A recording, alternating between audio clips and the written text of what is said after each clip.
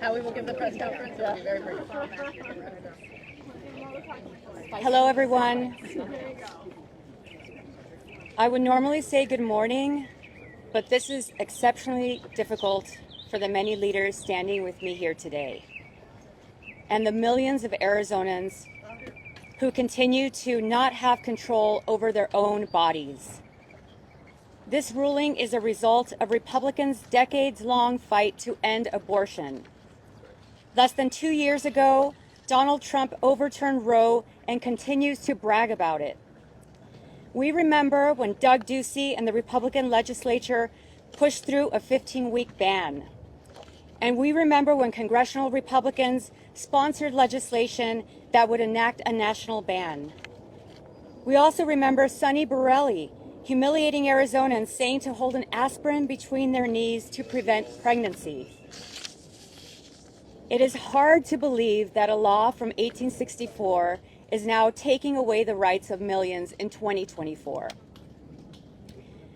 And because MAGA Republicans are following Donald Trump's lead.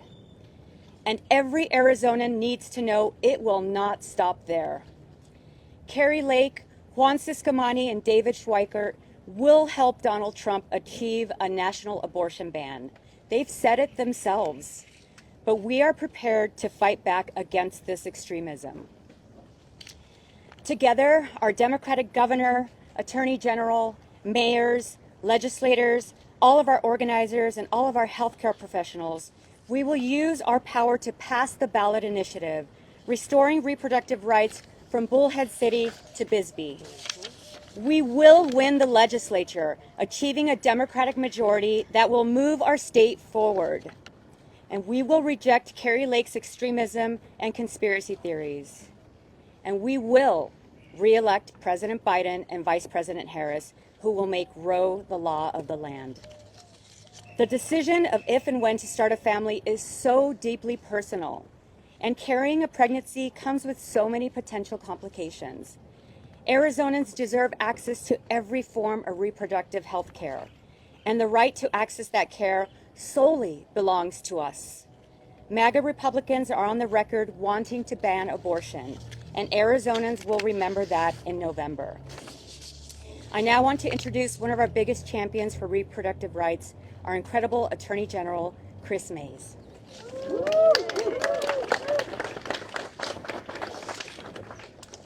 Good morning, and thank you for being here. Fighting for reproductive freedom, a cornerstone of my administration, because the people of this state deserve to make their own private medical decisions without interference from the government or anti-abortion activists. The decision by the Arizona Supreme Court today is unconscionable and an affront to freedom. Make no mistake, by effectively striking down a law passed this century and replacing it with one from 160 years ago, the court has risked the health and lives of Arizonans.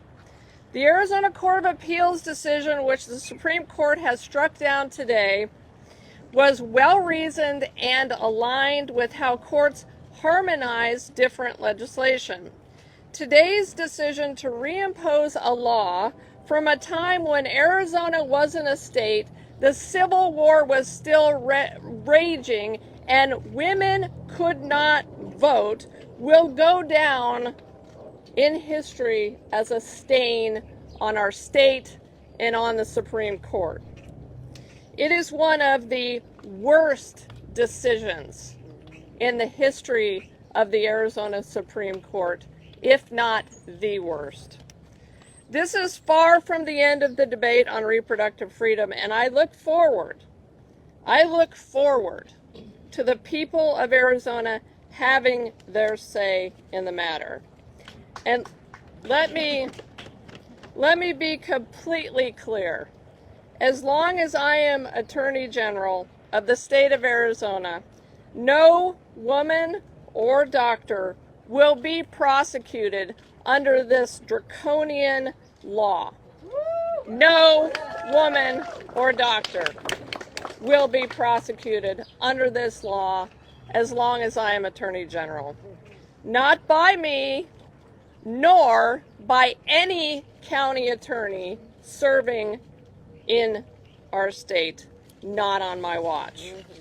Since taking office last January, we have worked day in and day out to protect reproductive rights in Arizona.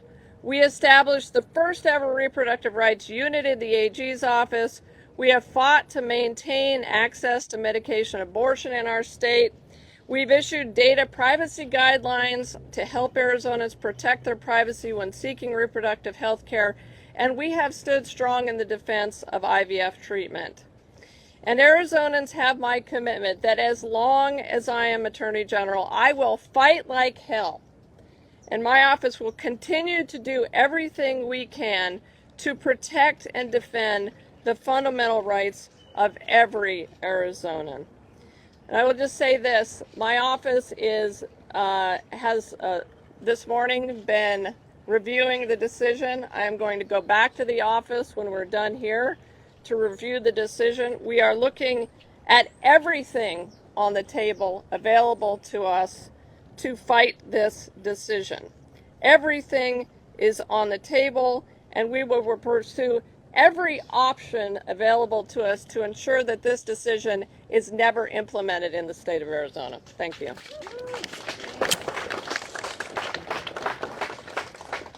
Thank you, Attorney General Mays. And while we're fighting for these rights here in Arizona, we need a president that will restore Roe on the national level so that we never risk losing reproductive rights ever again.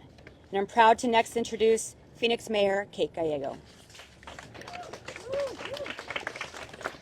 Thank you. We are here today because the Arizona Supreme Court upheld the 1864 abortion ban, which has no exceptions for rape, for incest, or the health of the mother.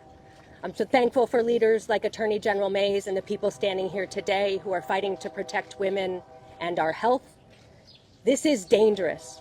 It was written 160 years ago before people understood modern medicine, and we have to change it. There's no one more responsible for the fact that we are here today than Donald Trump. He set out to bring us here today. He appointed Supreme Court justices who overturned Roe versus Wade, setting us back decades. The girls today and the young women do not have the rights that we once did because of Donald Trump. Donald Trump is dangerous and reckless. The 1864 ban is totally out of touch. Our most basic rights are infringed. We must re-elect President Joe Biden and Vice President Harris. They will fight to protect women. They will fight to protect our basic health care, IVF, access to contraceptive. All of these issues are on the line in the presidential race, and we have to deliver. The path to the presidency goes through Arizona, and the path to protect abortion rights goes through Arizona. We must meet this moment. We must mobilize for all of us. The coalition here today couldn't be more important, and the mission couldn't be more important. President Biden and Vice President Harris will fight for women's health and fight for Arizona. Together, we will defeat those who will threaten our most basic freedoms. We must remember in November. Thank you, Mayor. I next want to call up Senate Minority Whip Eva Burch, who shared her story from the Senate floor a few weeks ago, capturing the world's attention in this fight for our rights. Senator.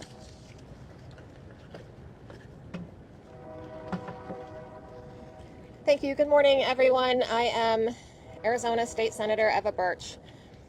It was just about 2 years ago that I had my first abortion. 2 weeks after, the Roe decision came through, and I would not have been able to access that care. That was a wanted pregnancy that my husband and I had been trying for, that we were so excited about. We had named our baby, That was our expectation. Things don't always go the way that you want them to. Things don't always go the way that you hope.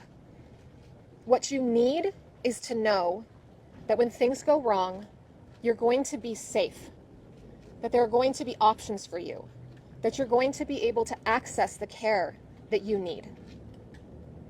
Less than 3 weeks ago, I had an abortion under remarkably similar circumstances. A pregnancy that I was excited about, a baby that I would have loved to have had, with a husband who I love very much. And what I had to go through to receive that care was unconscionable as it was. And now I cannot believe that we are even talking about what we might do to doctors if they care for women in this way. What we might do to patients if they experience these hardships. We have to have a more open and honest conversation about what abortion care looks like, about who the abortion patient is, and about what is going to happen when these bans are in place. Please believe me and understand, women will die. Please stop killing us with your arrogance. This is not a time for political posturing. This is not a time to lean so heavy into your base that you forget that your decisions have consequences. And this is an issue that absolutely transcends political divides. Democrats, Republicans, independents, and people of all political parties utilize abortion care. People of all religious backgrounds utilize abortion care. Well, we are in such a divided climate right now that some of these races that we're talking about in November that are absolutely critical to the future of the American family, of Arizonan families, are up in the air. We are going to need more support than what we have right now. We are going to need people who don't always vote Democrat to vote for Democrats in this election. We need you to understand that this is the issue of our times. And if you feel like your political party has been hijacked by radical extremists, that's because it has. It's because there isn't a place for you there anymore. And I'm telling you right now that if you are voting pro-choice, there's a place for you here. And I am just calling out to the people of Arizona and to the people of this country to please consider your loved ones, consider the reality of the consequences of these decisions, and join us, and be with us, and vote in November, up and down the ticket, for pro-choice candidates. It couldn't be more important. There couldn't be a more appropriate time. The time is now, and we need you. And these consequences are very far-reaching. How am I supposed to tell my patients that it's okay for them to think about getting pregnant right now and expanding their families? This is a hostile and inhospitable environment for people who want to have children to grow their families. This is the result of political extremists. This is the result of Republican political extremists. And we have to break through this. We have to do better. Please come with us. Please help us. That's all I have to say. Thank you, Senator Burch, for your bravery and commitment to moving our state forward. We're so lucky to be represented by so many strong Democrats. And just as lucky to have leaders like Representative Stephanie Stahl Hamilton, who has been fighting in the legislature to protect contraceptives. Representative Stahl Hamilton co-authored the Right to Contraception Act, which was blocked by every Republican in the House and in the Senate. She's a fighter for our freedoms, and I'm so honored to be joined by her today. Hello, everyone. I, like everyone else today, am devastated and angered by the Supreme Court's decision to ban abortion access. It wasn't too long ago that Governor Hobbs and I introduced legislation to protect access to contraception in Arizona. We were sounding the alarm to extreme Arizona Republicans from our legislature to Congress. And I am here today with Democrats to sound the alarm again. Arizona Republicans have made it clear that this is not the end of the road for them. Whether it's banning abortions, making it harder to get contraceptives, or access to IVF. This ban is just the beginning. I've watched as they've passed abortion bans, instituted a 24-hour waiting period for abortions, and much more. And over the last few sessions, Arizona Republicans have passed personhood legislation. Personhood legislation, like the bill sponsored by Representative Matt Gress last session, could have spelled disaster for reproductive health care, including IVF. Make no mistake, every Republican in the House and Senate voted in support of fetal personhood legislation, the same type of legislation that opened the door for the ruling in Alabama. Republicans here in Arizona are complicit. They are complicit in this ban and in a nationwide attempt to ban access to the range of reproductive health care, from contraception to abortion to IVF. They don't plan to stop until our rights are gone.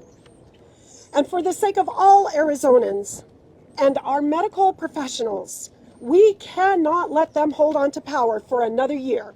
We must flip the state legislature and restore access to reproductive freedom once and for all. It's not right that Arizonans need to brace themselves every few years in hope that their fundamental rights will change. And neither is hope a strategy. We've got to make a plan to elect Democrats and flip our state legislature. Abortion is on the ballot this year, from the ballot initiative to the presidency, and most importantly, in our state legislature. Both the Arizona House and Senate have a one-seat deficit in each chamber, and flipping just 2 seats will stop these attacks on reproductive freedom. Flipping the legislature means that we can protect reproductive freedom, the right to abortion, contraceptions, and IVF.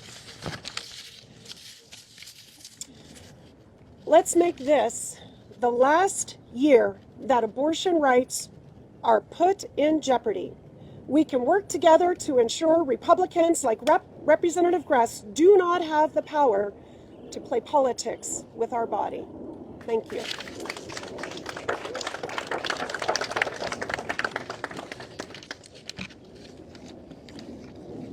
Thank you, Representative Stahl-Hamilton. Our last speaker is someone who's on the front lines every single day. Dr. Koyama, who works for Camelback Family Planning, who has provided care for thousands of Arizonans and knows firsthand how devastating this decision will be to her patients. Dr. Koyama. My name is Dr. Atsuko Koyama. I'm an emergency medicine physician and a proud Arizona abortion provider. Today's Supreme Court ruling is a complete ban on abortion. It also forces us as physicians to have to consult legislators, lawyers, and hospital administrators, not doctors, to determine if someone can receive life-saving abortion services. It forces non-physicians into conversations that should be between a doctor and a patient whose life is at risk. And it criminalizes me from providing essential health care. So I'm going to tell you about my patients who need to have their voices heard and their stories heard. I want to tell you about some of my patients whose lives were saved by an abortion. Just last week, I had a patient trying to survive domestic violence, scared she would be forcibly tied to her abuser if she continued the pregnancy. Having an abortion was part of her path to freedom from a life of fear and violence. Another patient wanted to be alive to see her daughter graduate from high school and to walk her down the aisle for her wedding.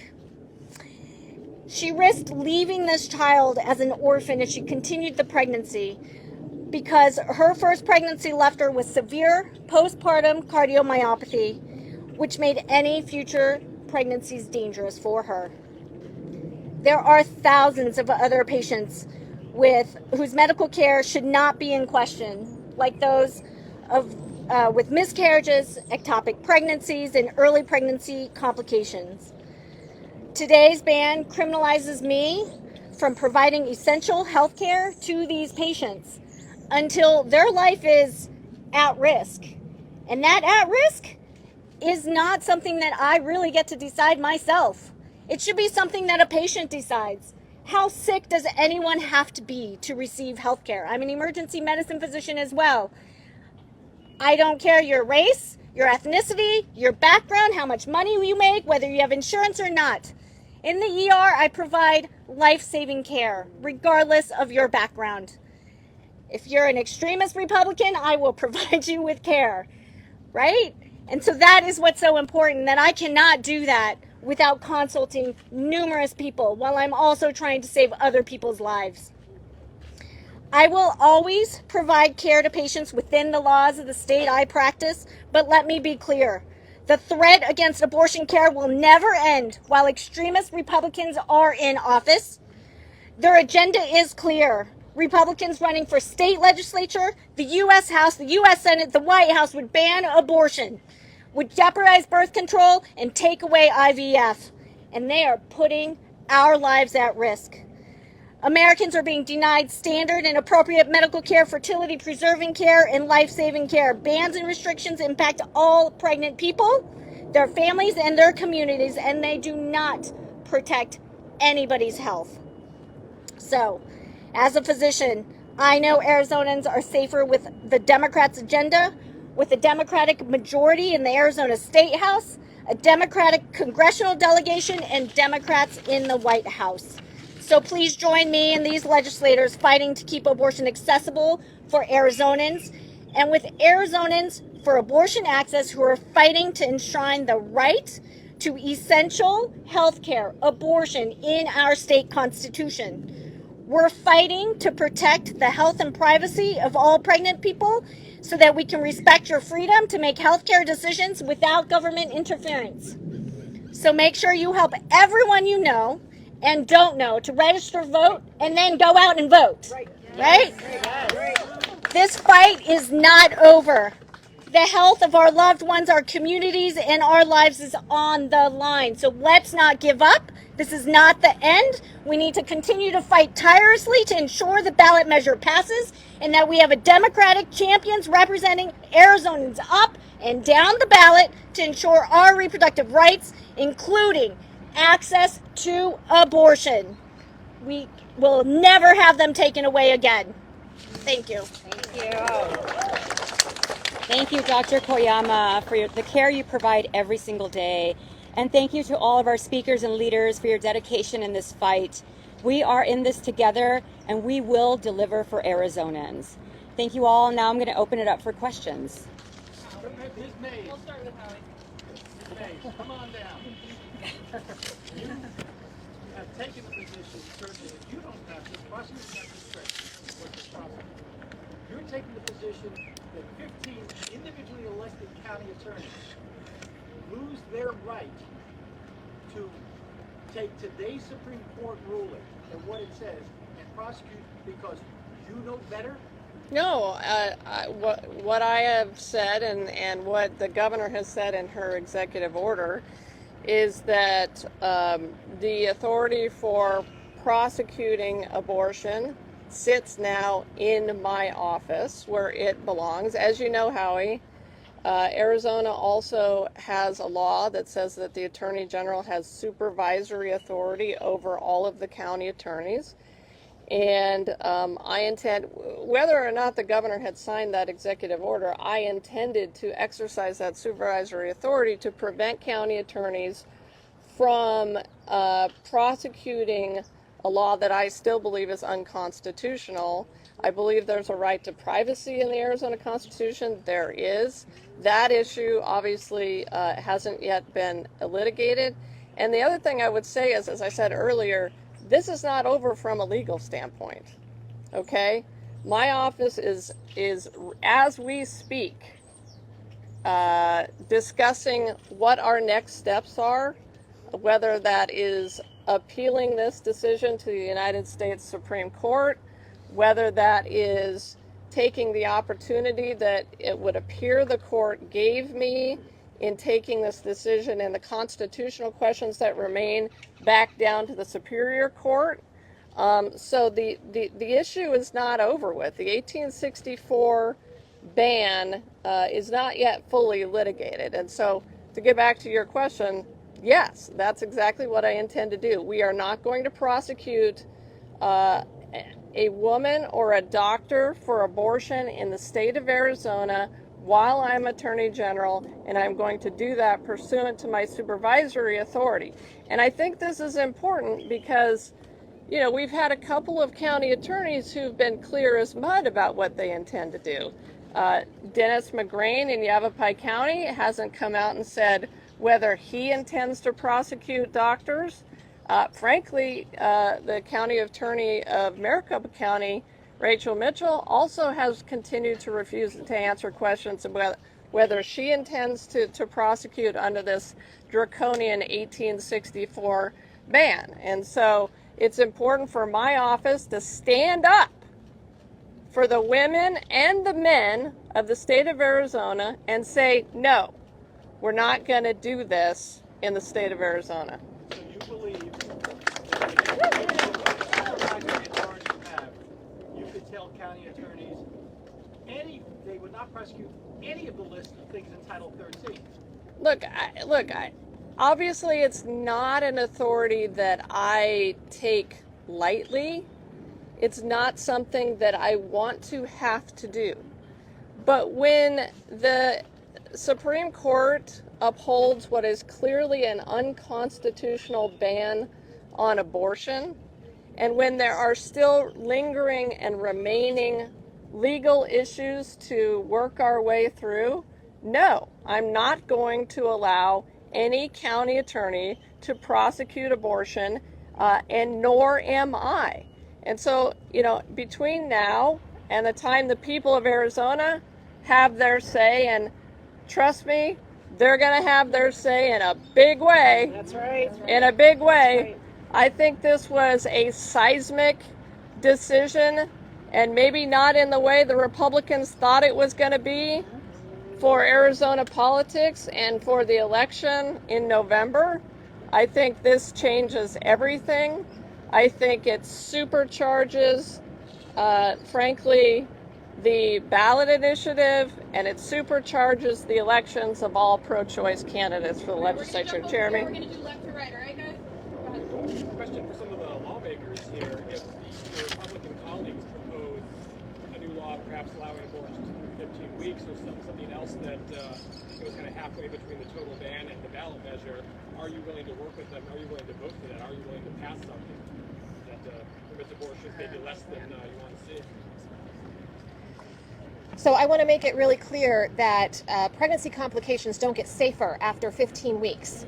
They become more dangerous. It becomes more serious. So am I willing to compromise the lives of pregnant people after 15 weeks to have the appearance of being diplomatic? Absolutely not. I think that we need to, again, be honest about these conversations about what happens when we put abortion bans in place. Abortion bans are hurtful to our families, to our communities, and to individuals all across the state and all across the country. Does that mean that we can't have a more complex conversation about what abortion care looks like at different stages during pregnancy? No, we can have a more complex discussion about that.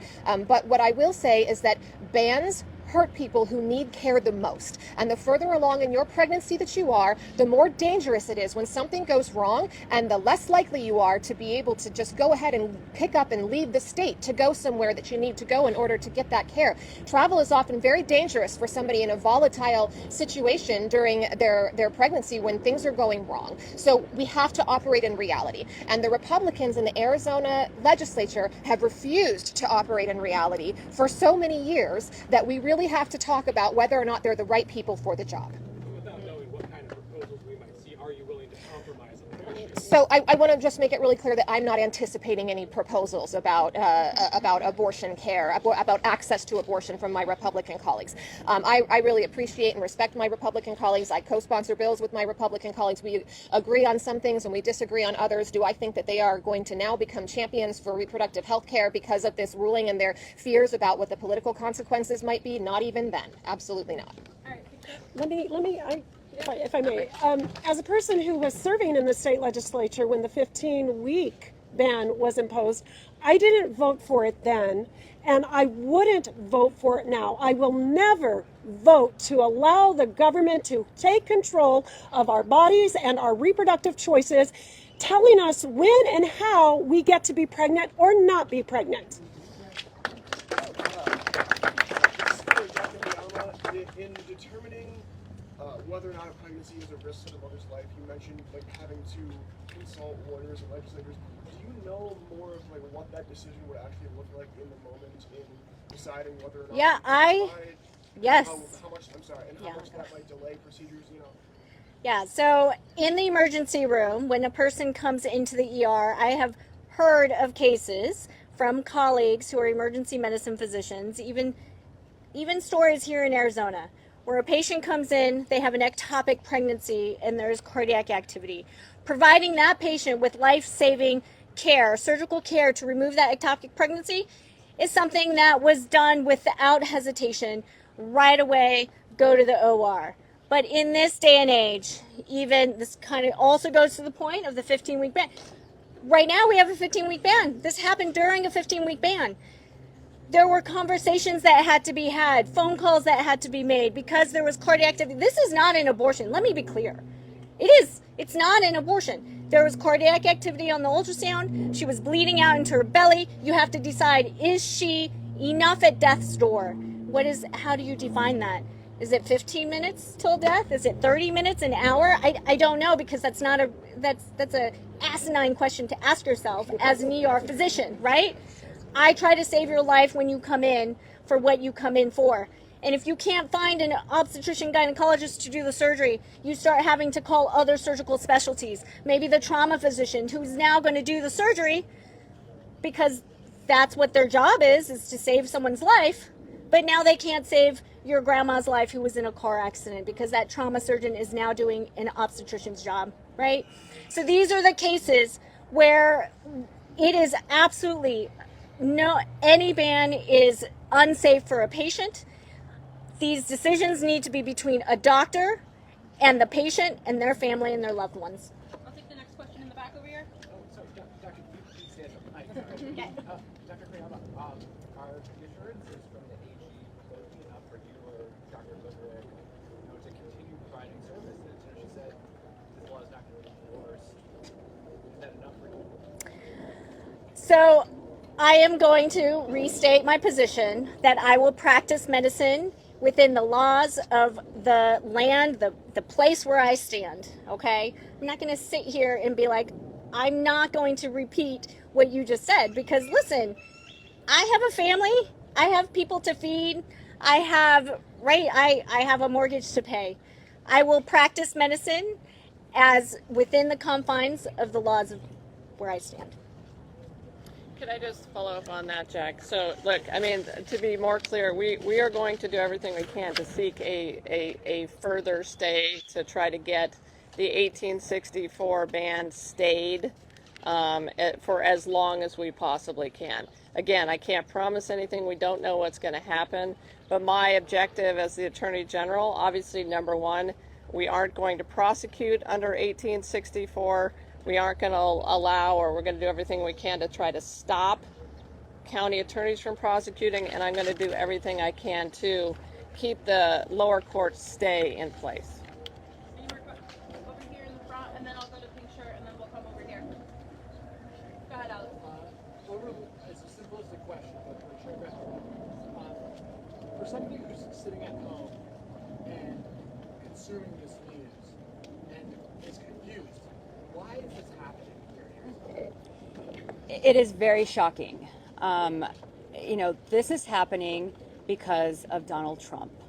Donald Trump overturned Roe and allowed these attacks, the prosecution of our healthcare providers for, doing abortion care.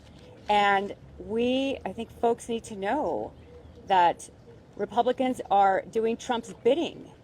They are doing Trump's bidding to try to win an election. They're politicizing this issue, and they're putting lives at risk. Like it's been said multiple times here, the decision of if and when to start a family belongs to a woman, her family, and her doctor, without any interference from the government. And I'm confident that we are going to win in November. We're going to vote out every single person that's standing in the way of progress.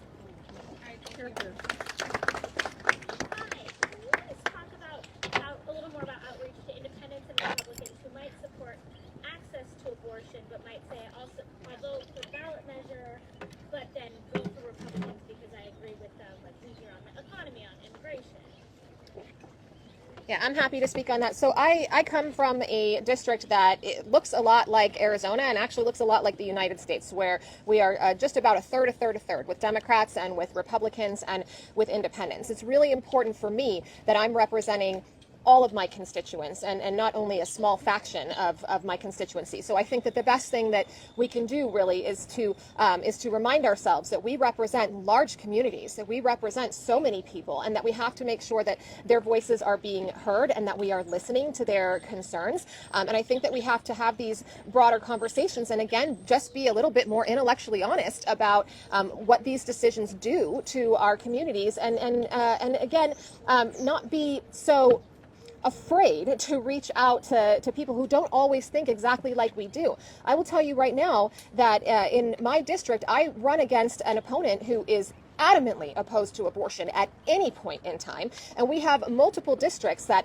are these really high stakes, really competitive districts where if we lose in these districts, I'm telling you that these laws are just the beginning, that these bans are just the beginning. We are absolutely looking at threats to contraception. We are absolutely looking at threats to in vitro. And we are absolutely looking at patients dying because they couldn't access the care that they needed, or patients getting infections because they felt like they needed to go to somewhere else to get the care they needed and it was delayed. I mean, these are real consequences that we face. And so I think that the most important thing that we can do is, again, to have broader conversations, talk to more people, really expand our horizons a little bit, and also to look at these districts where the stakes are really high and make sure that we are investing our time and our energy into making sure that pro-choice candidates are being elected up and down the ticket. So I think it's going to require a monumental concerted effort, but I think that we're going to win because these extremist Republicans have dug their heels in on this issue that is a losing issue. And we just need to make sure that that information is getting out to our communities and that they understand that there's a viable alternative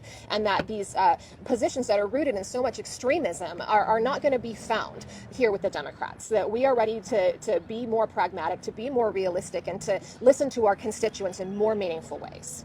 All right, we need to take two more. I had one over here. Yeah, question for H.A. Mays and as well as Senator Burch.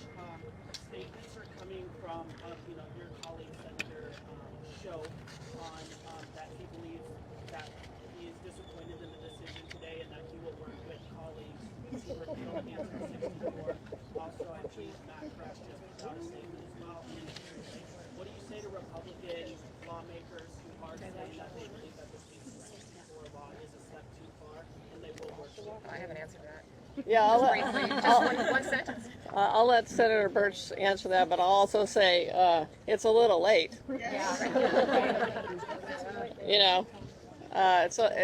It's too little, too late. But I'll let the senator answer that and our legislators. I just want to say a couple things about the prior question and independence. As you all know, I won by 280 votes, and I won because of the Dobbs decision. Right. And I won because independents throughout this state and Republicans and Democrats were outraged when the United States Supreme Court overturned Roe versus Wade. And I can tell you they are going to be even more outraged by this 1864 decision by the Arizona Supreme Court. So if past is prologue, this is going to have a deep and lasting impact on politics in Arizona, and they bit off more than they could chew.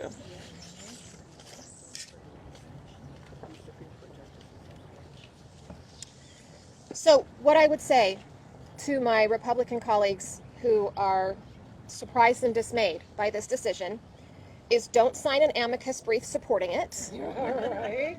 Don't vote for a 15-week abortion ban. Right.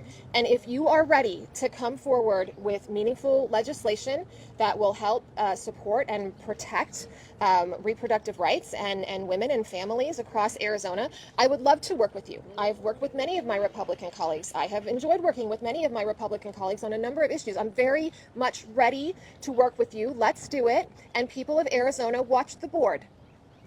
Watch the board. See where your electeds vote on these issues, if they come to a vote. If there's a bill just a straight repeal of the 1864 ban without any other provisions, would you vote for that? That's my last question. We got to go after this. I'm sorry. So I actually submitted a bill, House Bill 2677, just flat out straight repeal of that 1864 ban. It never got a hearing in committee. It never got discussed. It certainly did not go up on that board. I would not have submitted that bill had I not intended to vote on it. Thank you, everyone.